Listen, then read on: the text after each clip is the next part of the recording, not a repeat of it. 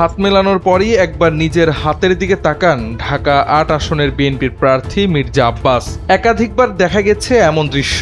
এ নিয়ে পড়েছেন সমালোচনার মুখেও। কেউ বলেন মির্জা আব্বাস তার ভোটারদের অচ্ছুত ভাবেন, আবার কেউ বলেন শ্রমজীবীদের হাতের ময়লা লাগাতে চান না তিনি। কিন্তু এবার তিনি নিজেই জানালেন হাত মেলানোর পর হাত দেখার কারণ। সংবাদ মাধ্যমের সামনে কথা বলার সময় হাত উঁচিয়ে তিনি বলেন, তোমরা একটু দেখো আমার হাতটা পোড়া। নির্বাচনী পথ চলার সময় পেছন থেকে ধাক্কা লেগে আমি পড়ে গেছিলাম, ভাগ্যক্রমে বেঁচে গেছি। আমি পড়েছিলাম তার সামনে সিঙ্গারা ভাজার তেল ছিল, ওই কড়াইয়ে হাত লেগে হাতটা পুড়ে গেছে। ওই সময় একটা লোক আমার সাথে হাত মিলিয়েছে, আমি তখন আমার হাতটা দেখছিলাম কি অবস্থা।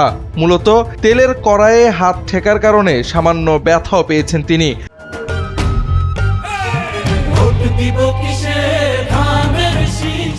হাত মেলানোতে পোড়া জায়গায় ঠেকলে তিনি হাত দেখেন, আর এই নিয়ে শুরু হয়েছে আলোচনা ও সমালোচনা। সংবাদকর্মীদের সাথে কথা বলার সময় নিজের হাত মেলে ধরে দেখান বিএনপির এই নেতা।